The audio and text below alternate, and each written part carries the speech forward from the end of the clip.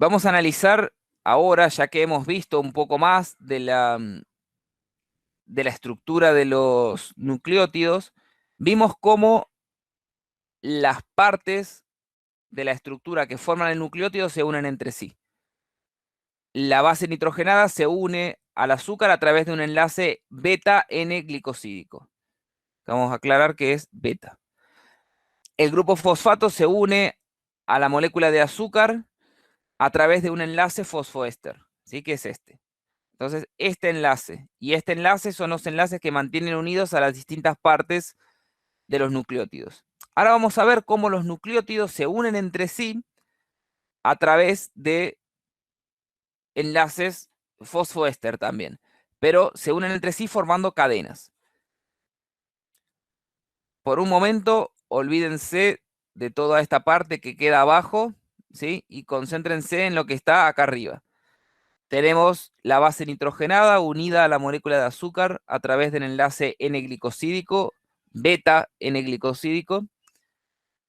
Y tenemos acá un grupo fosfato unido a través de este enlace fosfoéster a la molécula de ribosa a través del carbono 5'. ¿Sí? Y este enlace es a través del carbono 1'. Ahora, si nosotros queremos formar cadenas de nucleótidos, tenemos que ver cómo este nucleótido, que está acá arriba, se une a otros.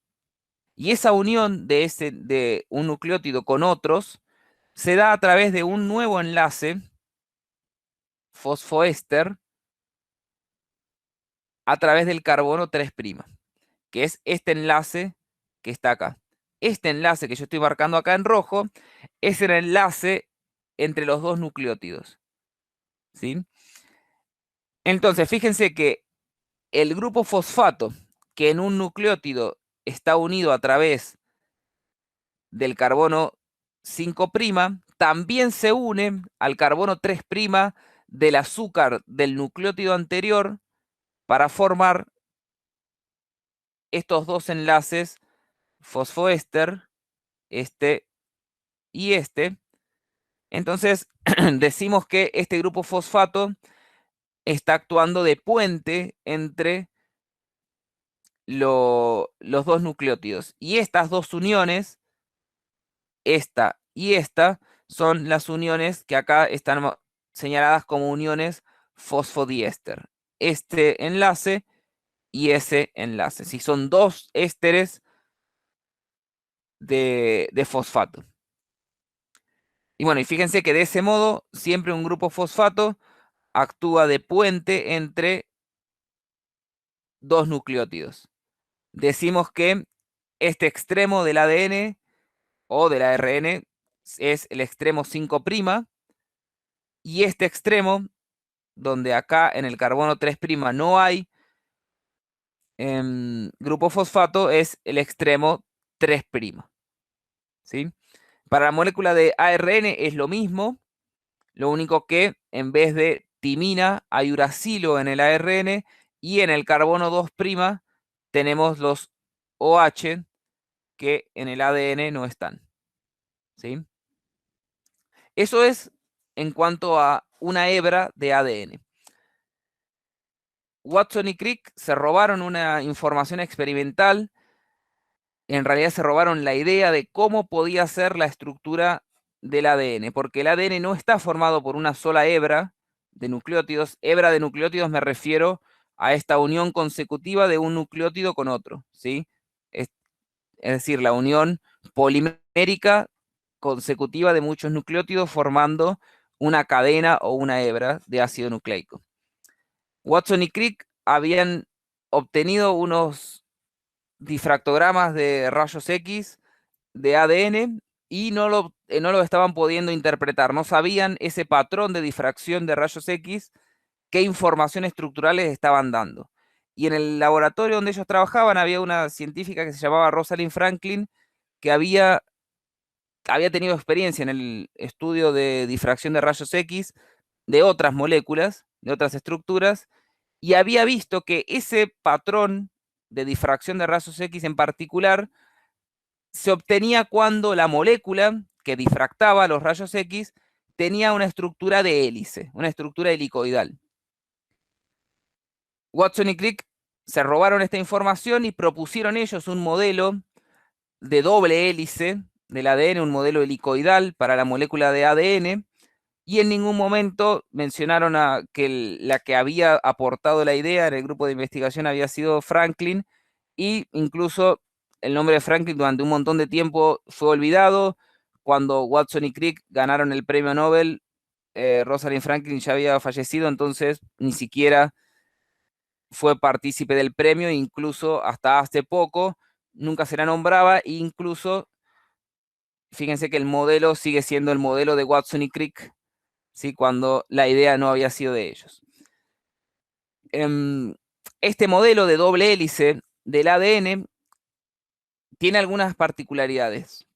Fundamentalmente, cuando ustedes tengan que describir este modelo, tienen que hacer referencia a dos cuestiones. Primero, que las dos cadenas de ADN que forman la doble hélice, por eso se llama doble hélice, porque son dos cadenas. Estas dos cadenas se ubican de forma antiparalela. Es decir, que si una cadena está en el sentido hacia abajo, 5', 3', la otra cadena está en el sentido contrario, 5', 3', hacia arriba. ¿Sí? A eso se refiere con que las cadenas son antiparalelas. Y a su vez, las cadenas son complementarias. Que las cadenas sean complementarias hace referencia a que, fíjense que las bases nitrogenadas que se encuentran enfrentadas, no se encuentran enfrentadas al azar, sino que se encuentran enfrentadas siempre timina con adenina. ¿Sí? Siempre. Y siempre citosina con guanina. ¿Sí? No vamos a encontrar nunca adenina con guanina ni citosina con timina. Siempre citosina se complementa con guanina y timina con adenina y viceversa. Y fíjense qué importante que son las interacciones intermoleculares, porque acá cuando tenemos una hebra de ADN, por ejemplo, este es un enlace covalente. Todo esto que yo estoy marcando acá son enlaces covalentes, son enlaces fosfoéster, pero son enlaces químicos, enlaces covalentes que mantienen unidos a los nucleótidos entre sí, formando la hebra. Pero las dos cadenas entre sí se mantienen unidas solamente a través de interacciones intermoleculares, específicamente interacciones puente hidrógeno. ¿Sí? No hay enlaces covalentes entre las cadenas, solamente interacciones puente hidrógeno. Vamos a ver ahora en detalle cómo son estas interacciones puente hidrógeno y por qué decimos que las bases nitrogenadas son complementarias entre sí. Si nosotros hacemos un zoom acá en este esquema, porque vean que esto es una representación esquemática, si nos acercamos más y vemos más en detalle esa estructura, vamos a ver lo siguiente. Por ejemplo, bueno, este es el enlace N-glicosídico entre la base nitrogenada y el azúcar correspondiente, es el enlace este, que están marcados acá. ¿Sí? Esto para ubicarnos en dónde estamos analizando. Y fíjense que entre esta base nitrogenada adenina y timina hay dos interacciones puente hidrógeno. ¿Sí? Vamos a analizarlo acá, que tenemos las bases libres. Estos son los enlaces N-glicosídicos. Y fíjense, este átomo de oxígeno tiene pares de electrones libres que pueden actuar como aceptores de puente hidrógeno. Y se establece esta interacción puente hidrógeno en la cual adenina actúa como donor de puente hidrógeno a través de este enlace nitrógeno-hidrógeno. Recuerden que si una molécula actúa como aceptor de puente hidrógeno, tiene que haber otra que actúe como donor, ¿sí? Y a su vez, timina actúa como donor de puente hidrógeno a través de este enlace nitrógeno-hidrógeno, y adenina actúa como aceptor de puente hidrógeno a través de este par de electrones libres sobre el nitrógeno. Esas son las dos interacciones puente hidrógeno que unen siempre a adenina con timina, o a timina con adenina, que es lo mismo. Entonces representamos esa interacción o esa complementariedad entre timina y adenina de este modo. Si los puentes hidrógenos suelen representarse como 3 puntos o 3 rayas, y cuando son 2, representamos 2, ¿sí? Fíjense que en el caso de guanina y citosina hay 3 interacciones puente de hidrógeno. Guanina actúa como aceptor de puente hidrógeno a través de uno de los pares libres de este oxígeno, y citosina actúa como donor de puente hidrógeno a través de este enlace, y guanina después actúa como donor de puente hidrógeno a través de estos 2 enlaces, y citosina actúa como aceptor de puente hidrógeno a través de este par de electrones libres sobre el nitrógeno y uno de los pares libres sobre este oxígeno. Entonces, citosina y guanina se complementan a través de 3 enlaces puente de hidrógeno, ¿sí? Fíjense que cuando tenemos 3 enlaces puente de hidrógeno, la distancia entre las hebras del ADN, es decir, la distancia que está marcando acá es desde acá hasta acá, es de 10,8 angstrom. Un angstrom es una unidad de longitud que equivale a 1 por 10 a la menos 10 metros. Así que fíjense qué chiquitos las distancias que estamos midiendo. Y cuando hay solamente 2 puentes de hidrógeno, la distancia es un poquito más grande, pero alrededor de 11 angstrom. Es decir, que nosotros podemos pensar que la distancia entre las hebras de ADN siempre es aproximadamente 11 angstroms. Y fíjense que las distancias entre el átomo donor de puente hidrógeno y el átomo aceptor siempre está alrededor de los 3 angstrom. ¿Sí? La distancia entre este nitrógeno aceptor y este nitrógeno donor es 3 angstrom.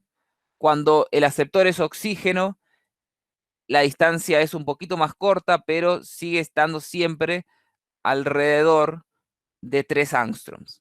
Bien, yo les digo que la distancia de enlace nitrógeno-hidrógeno es aproximadamente 1 angstrom. Entonces, la distancia entre el hidrógeno y el aceptor de puente de hidrógeno siempre va a ser aproximadamente de 2 angstrom. Fíjense que el puente de hidrógeno es el doble de un enlace covalente en distancia. Entonces es una interacción mucho más débil y no llega a ser un enlace químico, ¿sí? Porque es muy grande la distancia. Pero la interacción existe.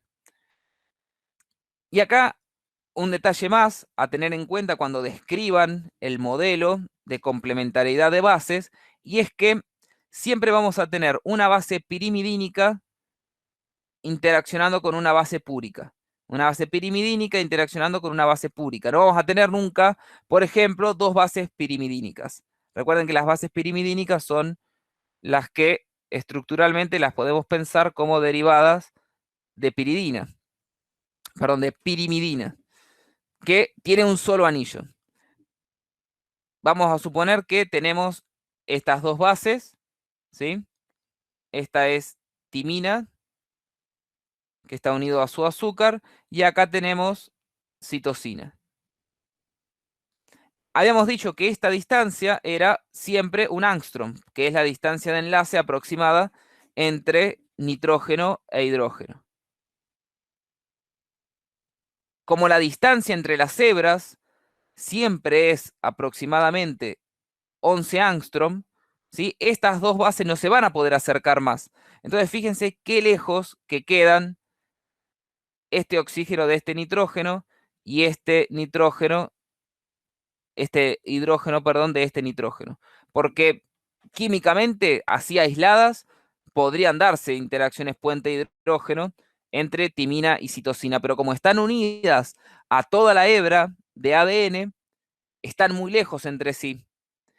Y este puente de hidrógeno sería muy largo y sería tan débil que en realidad no existe y nunca se forma. Es decir, que timina y citosina nunca interactúan entre sí, ¿sí? No se complementan 2 bases pirimidínicas.